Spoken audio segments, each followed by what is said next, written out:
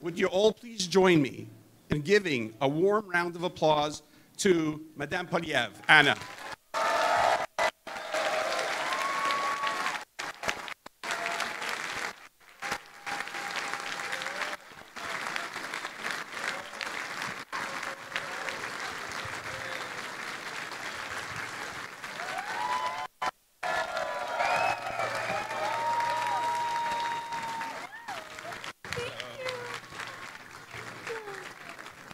Merci beaucoup.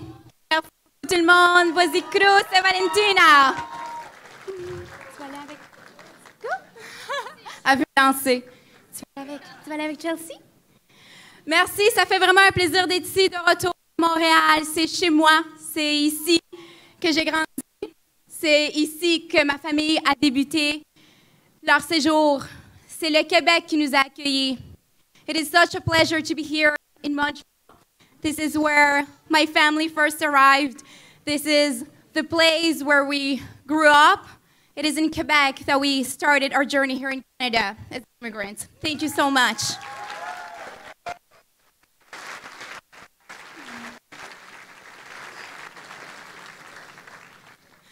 It is very touching for me to be here with my children today because for me, this is what it was all about. When my parents moved from Venezuela and came here, they knew it was a big sacrifice, but the sacrifice was worth it. Lorsque mes parents sont venus ici, au Canada, c'est pour le même motif et pour la même raison pour laquelle je me trouve ici aujourd'hui avec mes enfants. C'est un sacrifice qu'on fait pour nos enfants. So when my dad came here and he traded his business suit for secondhand clothes to go pick up fruits and vegetables, he knew it was worth it.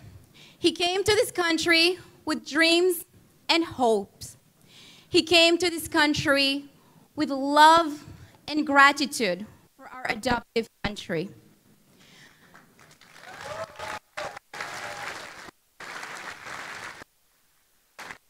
Lorsque mon père est arrivé ici, il est venu et il a échangé ses complets pour des vêtements usagés afin d'aller ramasser des légumes, des fruits. Mais il est venu ici avec des rêves et avec de l'espoir. Il est venu ici avec l'amour, du respect et de la gratitude pour le pays qui nous a accueillis. So, today, I still have not forgotten my roots though. I speak Spanish to our children and, thank you. And arepas is our main choice of breakfast. Aujourd'hui, j'ai quand même gardé nos racines. Je parle espagnol à mes enfants et c'est les arepas notre premier choix pour le déjeuner. But my parents were clear about something, that there was a reason why we immigrated here, and that was to leave all the troubles behind. There's a reason why we left that country and we came here to be productive, to give back to the country that welcomed us, to adopt the culture, learn the language, and to coexist with everyone else with the same shared values.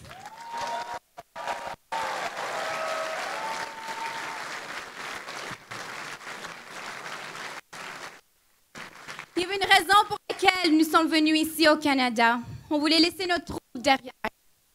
Donc, lorsque nous sommes venus ici, c'est avec l'amour, du grand respect, pour adopter notre pays, notre nouveau pays. Donc, c'est ici qu'on est venu, on s'est adapté, nous avons appris la langue, nous avons adopté la culture, même si on a quand même gardé nos racines, parce qu'on est venu ici pour contribuer et laisser tous les troubles et venir coexister avec toutes les différentes cultures aussi et partager les mêmes valeurs que le Canada.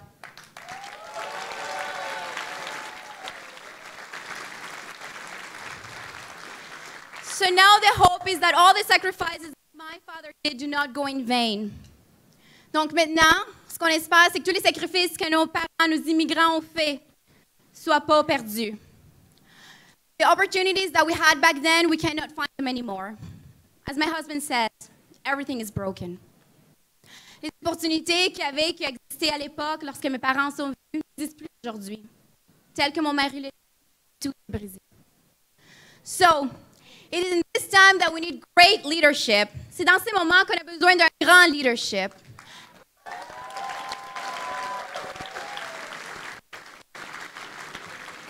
And that is why we need a strong principle with common sense values. C'est pourquoi on a besoin d'un homme fort, avec des principes, des convictions et rempli de gros bon sens. So, ladies and gentlemen, it is a pleasure for my family, my beautiful daughter Valentina and Cruz, to share Dad with you guys. Mesdames et messieurs, le prochain Premier ministre du Canada, Pierre Poilièvre!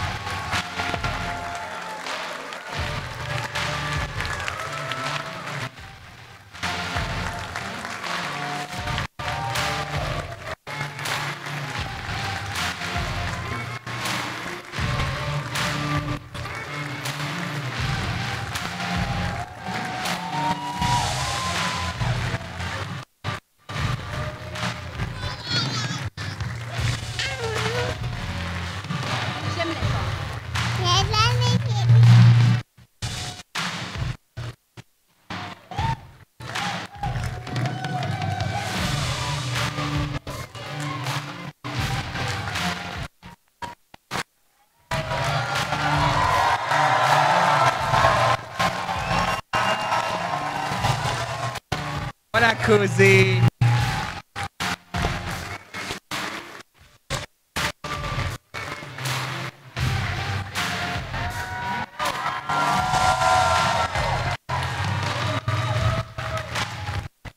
Bonjour tout le monde! Qui est prêt? Qui est prêt? Oh, un micro libéral. Qui est prêt à couper taxes et impôts? Qui est prêt à bâtir des logements? Qui est prêt à réparer le budget? Qui est prêt à stopper les crimes? Qui est prêt pour le gros bon sens? Qui est prêt pour avoir des pommes? Thank you very much for that warm welcome. As you know, I'm here today. You know why I'm here today? Because Anna's on a speaking tour and I'm being a supportive husband. But who here is ready to axe the taxes? Who's ready to build the homes? Who's ready to fix the budget? And who's ready to stop the crime? Great to be here today. What an incredible crowd we have. Wow. Merci beaucoup d'être là. Merci de supporter notre plan. Et il va y avoir des pommes gratuites pour tout le monde.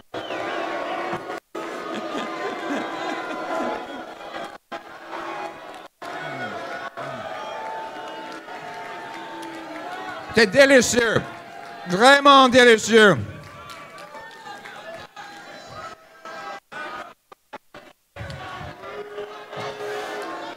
Gros bon sang. Gros bon sang. Gros bon sang. Gros bon sang.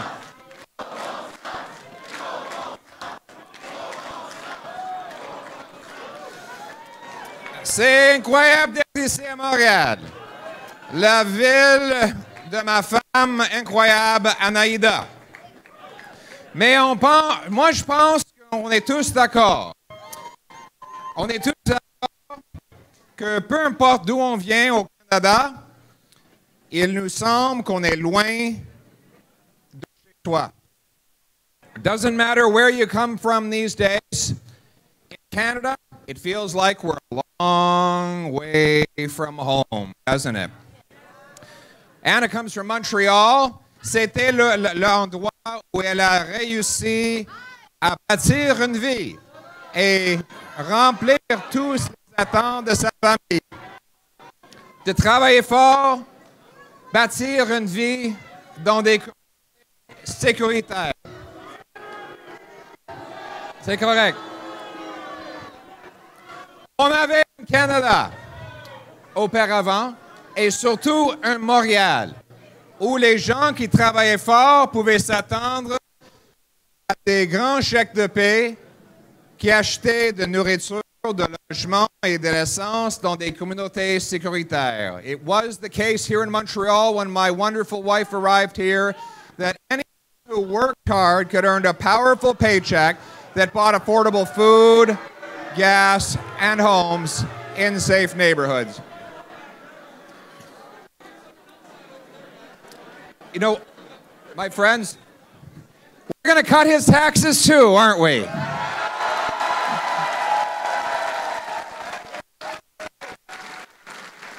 That was the country that brought my wife here as a refugee. It's the country that gave me all that I have as an adopted son of 2 school teachers. But it's not what we see when we look around us today. After 9 years of Justin Trudeau, here in Montreal, a city that has given him unquestioned support for his entire career, what have been the results, my friends?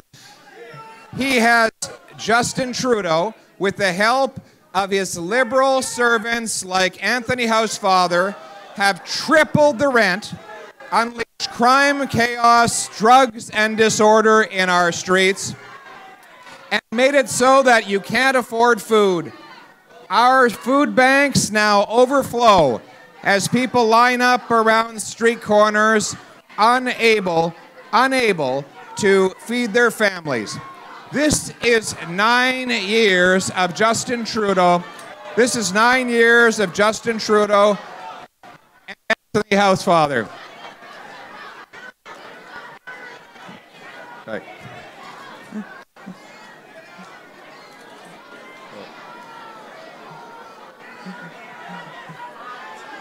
We have injunctions.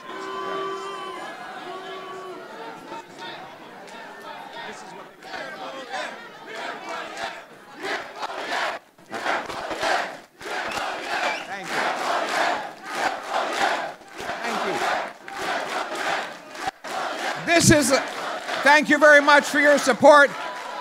My friends, radical Trudeau supporters want to silence anybody who disagrees with them. They will not silence me.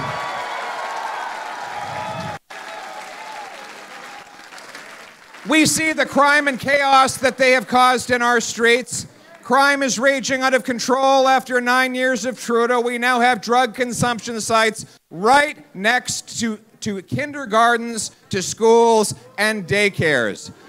We have children who have to be escorted by police. We have bullets flying into synagogues, vandalism on Jewish places of worship on Holocaust Remembrance Day. We have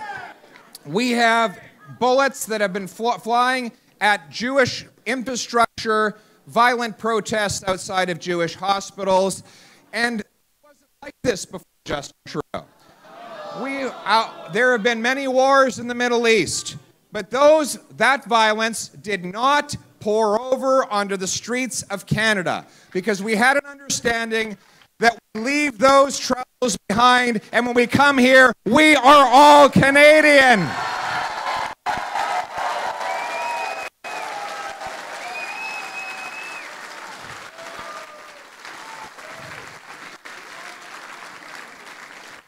Qu'est-ce qui est arrivé? Pourquoi c'est plus comme ça? Parce que Justin Trudeau, avec une idéologie extrême et radicale, vise à diviser par la race, la religion et d'autres questions. Il essaie de diviser les gens par leur richesse, leur région et leur langue. Et c'est la réalité que si on a un premier ministre qui essaie de diviser pendant presque une décennie, les gens seront divisés. Évidemment, c'est une conséquence directe de son approche qui divise les gens. Et pourquoi est-ce qu'il divise? Parce qu'il veut que vous oubliez les difficultés qu'il a causées. Il pense que vous allez oublier que vous ne pouvez plus payer vos factures si vous avez peur de votre voisin. C'est ça son approche. Il a divisé les gens, il a pris avantage des conflits à l'extérieur du pays et il a mis en danger les communautés ici au Canada. He's put our country at risk here at home by dividing our people with an ugly, woke, radical ideology that seeks to...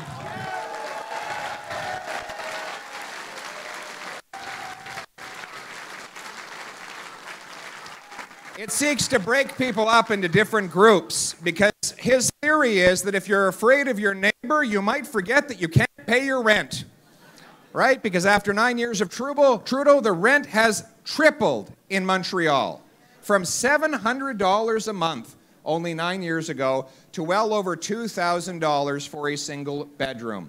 And now people are lined up around the streets to go to food banks. 1 in 4 Canadians live in poverty, and the danger in our streets is seen everywhere. Children need to have police escorts to go to a daycare. Violence targeting our Jewish community, a community that lived in peace and tranquility here for literally well over a century, next to neighbors who were of totally different religious and ethnic backgrounds. After 9 years of Trudeau, everything is broken. Everything is broken. Crime, chaos, drugs, and disorder rage out of control in our streets. People can't afford the basics of life.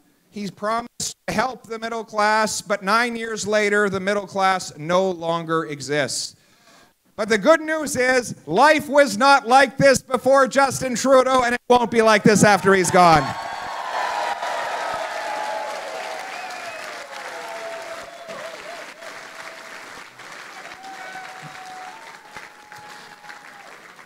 But in order for us to have a common sense conservative government that axes the tax, builds the home, fixes the budget, and stop the crime, we need a common sense conservative member for Mount Royal to help me do it. Here he is, Neil Oberman. Neil Oberman is the man.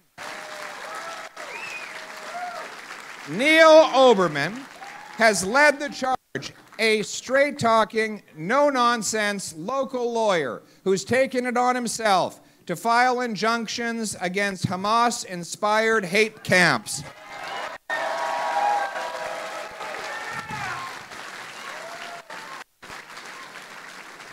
He's standing up for the rights of Jewish students to study without fear. But that's not all. He's also fighting back against red tape for small businesses, lower taxes for their workers, opportunity for the next generation to own a home. This is exactly the type of champion. Ladies and gentlemen, Justin Trudeau has taken Montrealers for granted for long enough. It's time to have a real champion of the people of Mount Royal on Parliament Hill, Neil Oberman.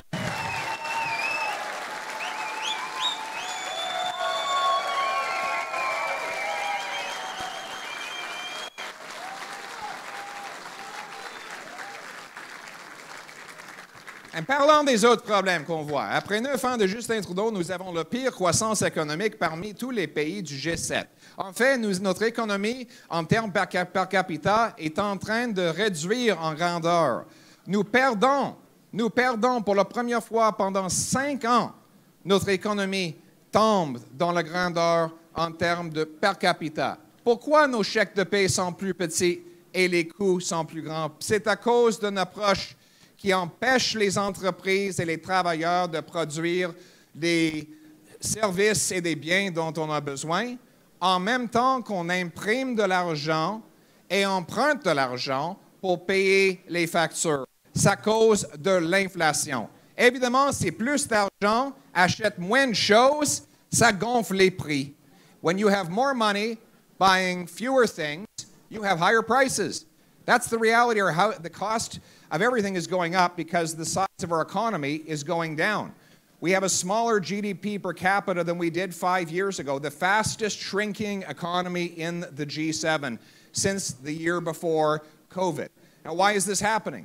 Because we have an extreme ideology. I call it wackonomics.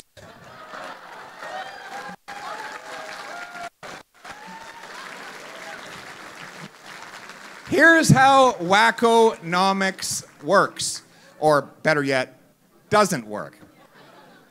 The government piles on heavy red tape and taxes to punish entrepreneurs and workers who try to make things. So, they make less things.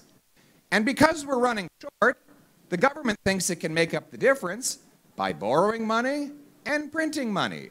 And that's why he's doubled the national debt in just 9 years, adding more debt than all prior prime ministers combined in 1 decade. And what does that mean for the economy of the present? Well, we've added $700 billion of new coins, bills, and bank deposits to our economy. That is a roughly 37% increase in our money supply, during which time our real economy grew by about 4%. So, money is growing almost 10 times faster than the stuff that money buys. Evidently, if you have an economy with, say, 10 apples, right? 10 apples and $10. It's $1 an apple, right? You double the number of dollars, but you still only have 10 apples. You're not twice. It's just that each apple costs twice as much. That is inflation, or just inflation, right? Does anybody remember how much money we've created in the last 4 years? I just said it. 700 billion. Give this man an apple over there. Here he is. Here he goes. Ready? Here it is. Hey, what a guy. What a catch. There's a baseball champion over there. So Trudeau adds debt, he blocks production, and he punishes those who invest and grow our economy. So our approach, common sense economics, is exactly the opposite. Our approach will be to spend within our means to start with. We'll fix the budget by bringing in a dollar-for-dollar law that requires my ministers find $1 of savings for every new dollar of spending. Nos ministres seront obligés de trouver $1 d'économie pour chaque nouveau dollar de dépense. Just like that, we will force them to look for waste and mismanagement, to optimize each dollar, and to make the same either-or trade-offs that single moms, small businesses, and seniors make every single day. By doing that, we can cap the cost of government and balance the budget. We can also stop creating all this cash that's driving up interest rates and inflation.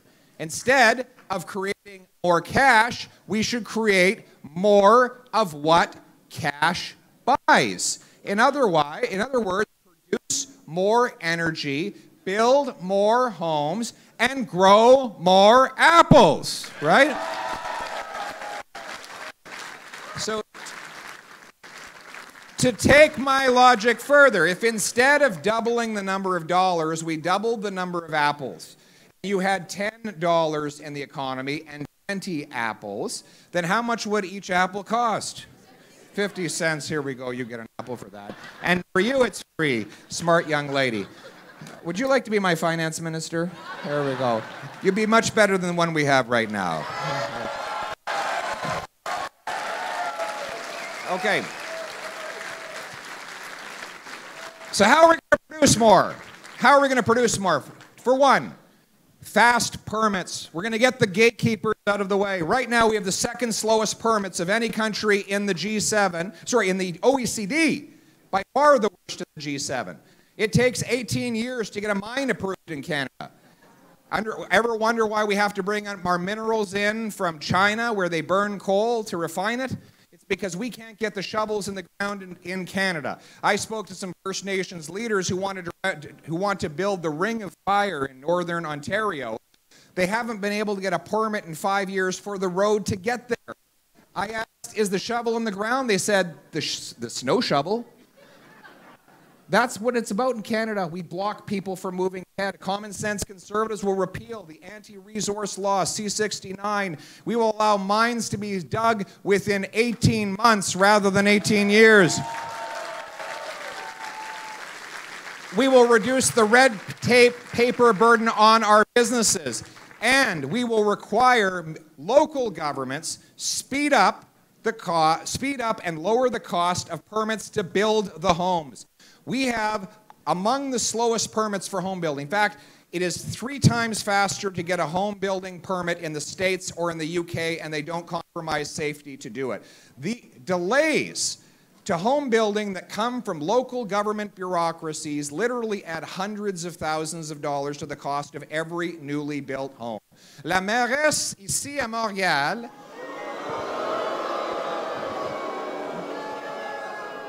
elle a bloqué 25 000 nouvelles maisons et appartements. 25 000 avec la bureaucratie qu'elle ajoute. Une mairesse qui est aussi incompétente que Justin Trudeau.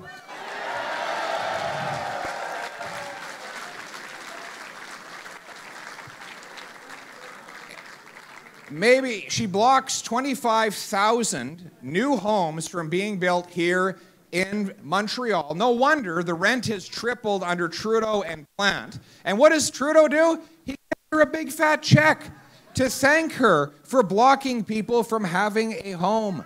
When I am Prime Minister, we will no longer take your money and give it to incompetent mayors in Toronto, Vancouver, Montreal, or anywhere else. Here's the new deal. Here's how it's going to work. I will require municipalities permit 15% more home building per year as a condition of getting federal funding. They will do this by freeing up land, speeding up permit, and cutting building taxes. Every federally funded transit station will be required to be permitted and occupied by high-density apartments before I free up the federal funds to pay for them. The cities will have to bridge finance them, just like businesses and households do every single day. We will sell off 6,000 federal buildings, thousands of acres of federal land to build, and it warms my heart to think of the beautiful family rolling up in their U-Haul to move to a new home in the former headquarters of the CBC.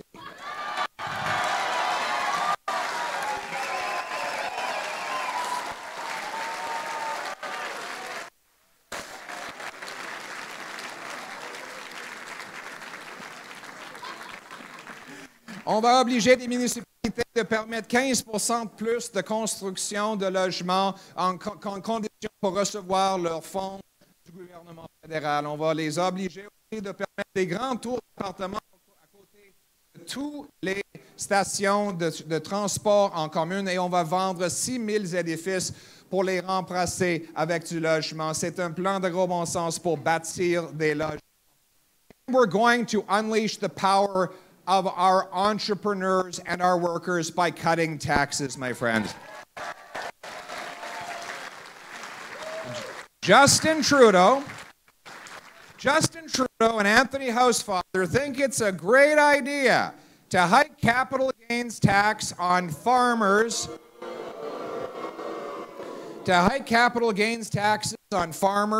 during a food price crisis, to hike taxes on home builders during a housing crisis, to hike taxes on doctors during a doctor shortage crisis, and to hike taxes on 50% of small businesses during economic crisis. That there sums up liberal wackonomics, my friend. Here's our... Common sense conservatives are against this latest tax increase and all of the divisive class warfare and what one liberal critic, now critic of Trudeau, called socialist bafflegab. That's according to his former Treasury Board president. We are against this tax increase. And I promise you this, within 60 days of becoming Prime Minister, I will appoint a tax reform task force that will design a bring-it-home tax cut that will ensure three things: a tax system, taxes that are lower, simpler, and fairer. Lower so that we can bring home paychecks and production to Canada. Simpler so that we can save 20% of the cost of administration and compliance with the tax system, and fairer so that the working class people pay a smaller share using money that we free up by canceling tax-funded corporate welfare and closing loopholes that allow billionaires to put their money in offshore tax havens. That's our common sense plan. We're going to reward entrepreneurs. Nous allons voir Nous allons considérer nos entrepreneurs comme étant des champions. Des champions. Our entrepreneurs are heroes. If you were one of those people who went sleepless nights, mortgaging your home, wondering how you'd pay your staff the next day, we're not going to punish you with a big fat tax bill. We're going to honor you as the economic hero you are.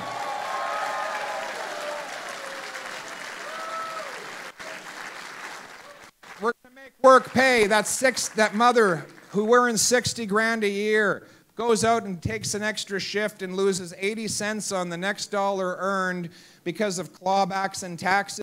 Our reform will make sure she brings home more of each dollar she earns.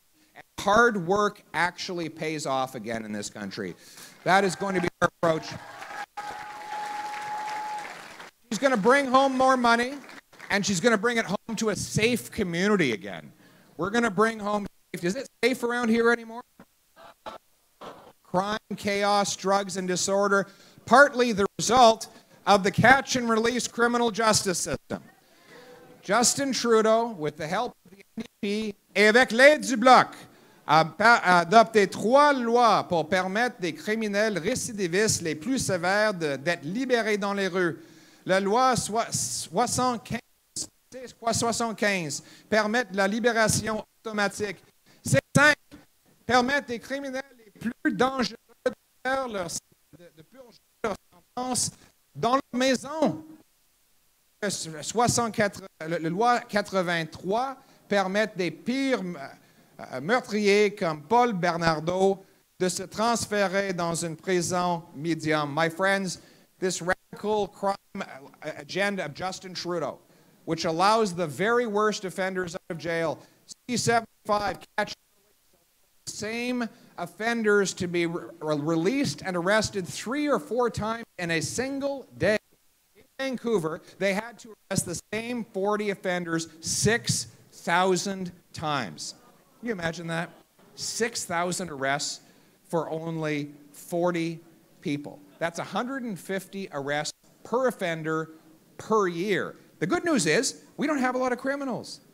The bad news is they're very productive. And we've seen it here as well. And that's why common sense conservatives will repeal catch and release. We will pass a law ensuring that habitual offenders are ineligible for house arrest, bail, or parole. It will be jail, not bail for repeat violent offenders.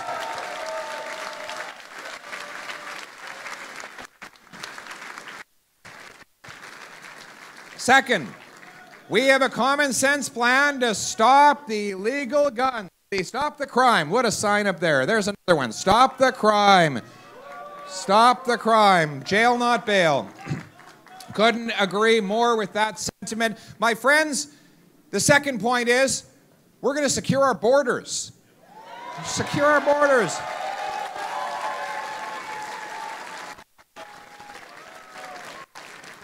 How are the guns getting in? It's not Grandpa Joe's hunting rifle, my friends. Ce n'est pas le grand-père qui fait la chasse au Saguenay qui cause la criminalité au centre-ville de Montréal. It's not Grandpa Joe hunting in Timmins that's shooting up your Montreal neighborhood, my friends. It's, in fact, criminals who bring in illegal guns from the United States of America because after 9 years of Trudeau, we only inspect 1% of shipping containers that come in and go out of the Port of Montreal. So it's very easy to get contraband into this country. Meanwhile, he wants to spend $2 to $5 billion going around buying firearms back from licensed, law-abiding, trained and tested owners. The people who follow the law, they have already been vetted by the RCMP. They've taken tests. They've had background checks. They safely store their firearms. It's a simple tip on law enforcement for Justin Trudeau. Criminals don't get gun licenses, right? So, instead of going around trying to buy back, by the way, he spent $40 million trying to buy these guns back. Do you know how many guns that he got? 0. $40 million. How many CBSA officers and scanners could that have put at the Port of Montreal? And then get this, one of the rifles that he banned, he then paid Australian snipers to fly in helicopters to shoot pest deer on Vancouver Island. He literally, I'm not kidding you, he paid $10,000 of your tax money because there's these deer that are invasive on Vancouver Island. And he paid these snipers from Australia to go around in helicopters firing from the sky. This is the kind of insanity. We could have just had our hunters do it for the meat, right? Common sense. So here's my common sense plan. We're not going to waste money going after law-abiding people. We're going to put the money into reinforcing our borders. We will have scanners that look into every shipping container so that we can stop the criminals from bringing illegal drugs and guns in and taking stolen cars out. We will stop the crime.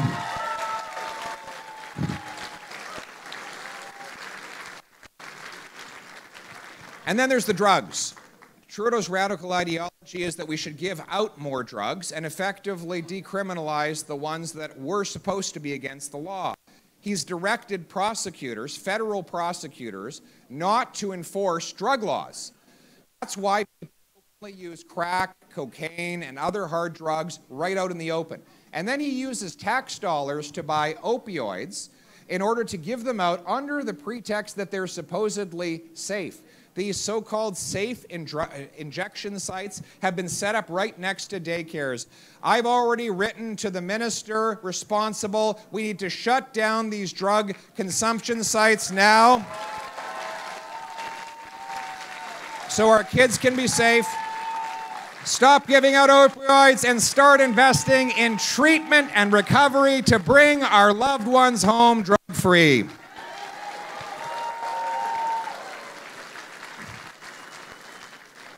My friends, what we're really talking about is bringing home the country we knew and love.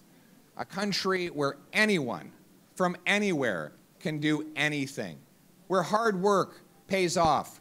With a powerful paycheck that buys affordable food, gas, and homes in safe neighborhoods. Où le travail fort gagne un bon chèque de paie ou pension qui achète de nourriture, de l'essence et des maisons dans des communautés sécuritaires. We expected that not long ago. That was not just a hope, it was a reality. It's easy to forget that now.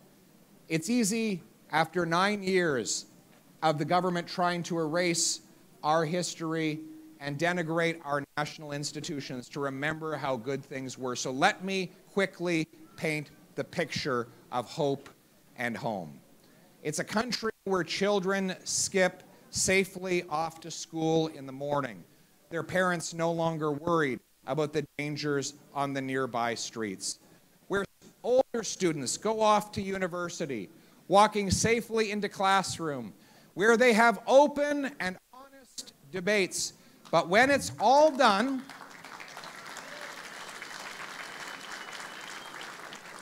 they can sit down in the university pub and enjoy each other's company regardless of their origins. Where we once again judge people by the content of their character, not the color of their skin or the way that they worship.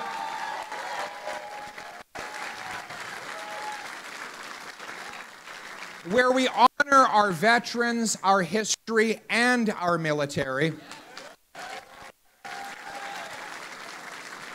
Where we never apologize for waving the Canadian flag anywhere in the land.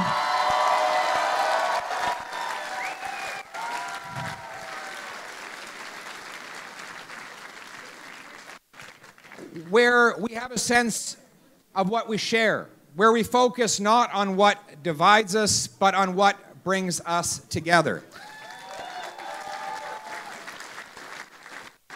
Where we understand that if we sit in the shade today, it's because generations before us had the wisdom to plant a tree a long time ago. And with that gratitude, we focus on passing on the same inheritance to the generations that will come after us. And we do it not by following the dictates of somebody high up on a hill, or those that go to fancy conferences in places like Davos. Rather, we do it by honoring the common wisdom, the common decency, the common humanity, and the common sense of the common people united for their common home. Your home, my home, our home. Let's bring it home. Merci beaucoup!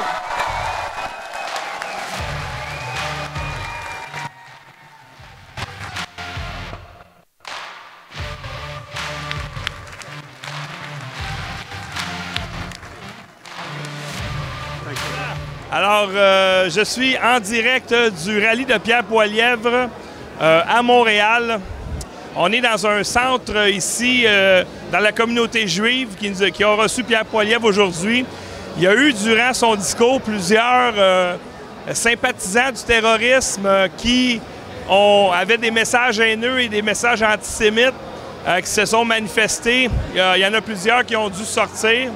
Donc ça l'a comme poivré un peu l'événement. Donc, la salle très pleine, des gens qui sont sympathisants à un message de remettre le Canada sur les rails au niveau économique.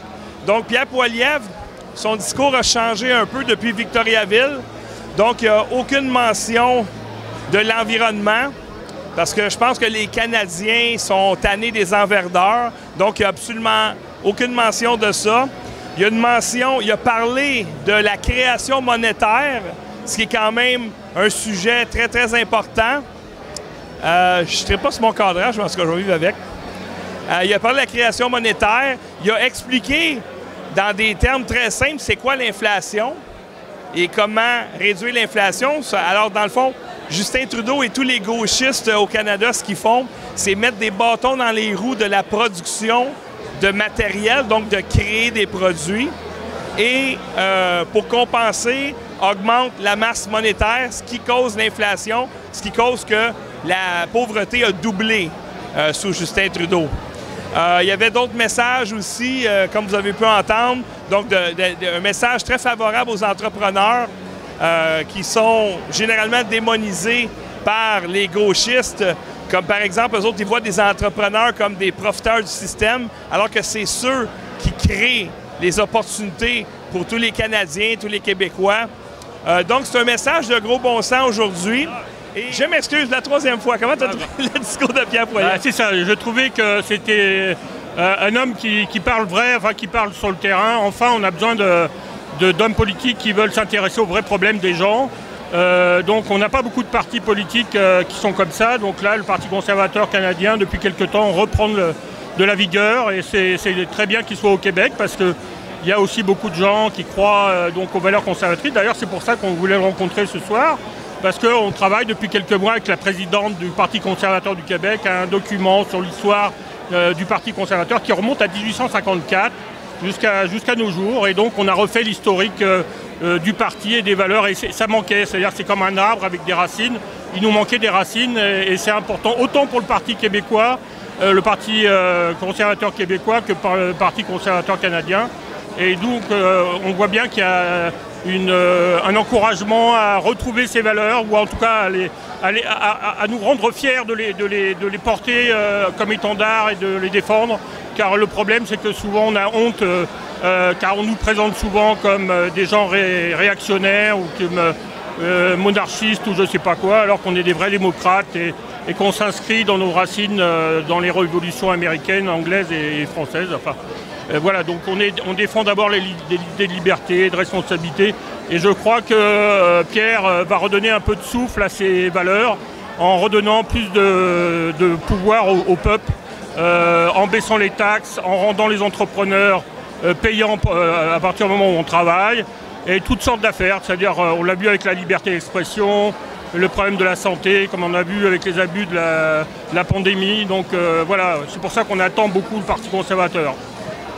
Il y a eu plusieurs apologistes des terroristes qui se sont manifestés ce soir et ça nous rappelle justement l'immigration hors de contrôle qu'il y a eu au Canada. Donc, on laisse rentrer des gens qui proviennent de pays compromis par le terrorisme. Et là, ça donne ça aujourd'hui. C'est-à-dire qu'on ne peut pas dire que Pierre Poilièvre, c'est quelqu'un de radical, absolument pas. C'est quelqu'un qui représente les valeurs du Canada dans lequel moi j'ai grandi.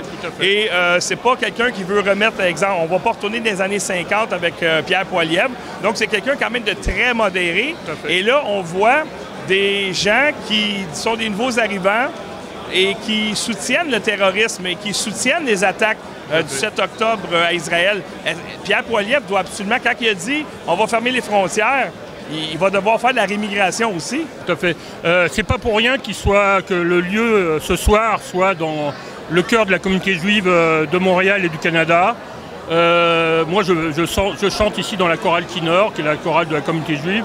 Donc c'est important. Je pense qu'il s'est positionné très clairement pour soutenir la communauté, mais derrière la communauté, donc Israël. Je pense qu'il faut défendre la démocratie et ses valeurs. C'est la seule d'ailleurs dans le Moyen-Orient et Proche-Orient. On a des gens qui préfèrent utiliser des méthodes terroristes. On le voit avec la prise de pouvoir dans la cour de l'université McGill. On a vu dans les universités, dans les rues, on a vu sur Sainte-Catherine des musulmans prier dans la rue. Donc je vous dis tout de suite, le Québec n'est pas épargné par ce phénomène d'islamisation. Je parle des radicaux là, je ne parle pas forcément des simples musulmans qui veulent se sortir d'avoir un métier, de pouvoir payer ses factures et qui veulent vivre tranquillement au Québec et au Canada. Ça, il y en a beaucoup. Et d'ailleurs, je rappelle toujours que les premières victimes de l'islam radical, c'est d'abord les musulmans eux-mêmes. Oui, Pierre doit se positionner parce que c'est le fédéral et c'est son pouvoir au niveau politique étrangère de pouvoir défendre les valeurs démocratiques ici mais aussi ailleurs. Est-ce que tu as été surpris qu'il dénigre autant? Parce que c'est normal qu'un chef de parti ou un politicien dénigre une personne qui fait partie d'un autre parti, le parti qui l'oppose. Mais là, il a attaqué quand même vertement la plante verte, Valérie Plante à Montréal. Et c'est pas la première fois qu'il le fait. J'ai rarement vu, moi, des politiciens s'attaquer comme ça à des maires. Est-ce que ça te surprend, ça? Alors d'abord, il faut rappeler que Montréal est la première métropole francophone dans le monde, après Paris ou Marseille. Donc c'est quand même un symbole important, donc c'est un symbole politique. Donc au-delà de la dimension de la ville de Montréal et de sa gestion, c'est surtout aussi quelqu'un qui est un peu un symbole de tous les courants de gauche, altermondialistes, qui soutiennent justement les mouvements de gauche islamistes ou islamo-gauchistes. Donc Pierre l'a pris comme symbole et en même temps, il a raison, je veux dire, au niveau de pas mal de secteurs, il y a vraiment des manques, autant pour le logement social que pour l'urbanisme, pour les travaux, enfin c'est vraiment très grave quoi, ce qui se passe et on voit bien que toutes les taxes augmentent alors qu'elle prétendait depuis quand elle est arrivée au pouvoir qu'elle baisserait, qu'elle améliorerait la situation. Mais ça c'est les jeux politiques, les médias l'utilisent ça pour dénigrer Pierre Poilièvre, mais je crois qu'il est plus intelligent, c'est comme Éric Duhem, il ne faut pas rentrer dans les débats interpersonnels, il faut garder de la hauteur et je pense que Pierre a cette latitude d'homme d'État à dépasser cette envergure locale, même s'il prend Mme Plante comme symbole, mais il faut rappeler qu'elle est aussi le symbole de différents courants politiques qui sont contre Pierre Poilièvre. Elle est alignée avec Justin Trudeau, elle est alignée avec Jagmeet Singh, elle soutient les courants les plus radicaux comme Black Lives Matter, comme les Antifas, qu'elle n'a jamais dénoncé. Elle n'a jamais dénoncé la violence. Et même dans une entrevue au début, ou un petit peu avant qu'elle soit mairesse, elle dit « Je n'ai aucun problème avec l'extrême gauche, la gauche radicale ». Alors on voit bien que son agenda, même si elle dit qu'elle va baisser les taxes, bien, un communiste, ça ne baisse pas les taxes. Non, et écoute, je pense que tu peux trouver comme exemple l'Argentine. En 4 mois, le gars, il a fait 250 millions de surplus. C'est historique dans l'histoire de l'Argentine parce qu'il applique les valeurs conservatrices ou libertariennes, comme Maxime Bernier ou comme Éric Duhem. Mais Pierre est le symbole, justement, qu'il faut abattre. Donc tous les mouvements gauchistes antidémocratiques, en fait, qui ne légitiment pas la démocratie, c'est-à-dire les élections dans les urnes. On le voit avec la pression syndicale et autres pressions de lobby. ils contestent les résultats démocratiques et ils préfèrent toujours l'intervention de l'État, alors que Pierre est le symbole, au contraire, de rendre au pouvoir à la société civile et de permettre aux individus de recouvrer leur liberté individuelle. Merci beaucoup, Éric Leray, collaborateur de longue date avec Lux Média. Longue vie à Lux Média. Merci beaucoup. Alors, moi, je vais terminer là-dessus. Merci infiniment d'avoir été là. Merci de soutenir Lux Média. Donc, c'était André Pitre à Montréal avec Éric Leray. Merci beaucoup à Caroline Mailloux aussi, qui m'aide beaucoup lorsqu'on est en déplacement comme ça. Et bien écoutez, Lux Média, vous savez, c'est l'été, on a un horaire un peu plus d'été, mais ça ne veut pas dire qu'on n'a pas besoin de votre soutien. Alors merci infiniment. Si vous trouvez important d'avoir un média indépendant, si vous appréciez notre travail, s'il vous plaît, soutenez-nous. Vous pouvez faire des dons interac à l'adresse don@luxmedia.info ou aller directement sur luxmedia.info pour faire des dons et pour vos abonnés.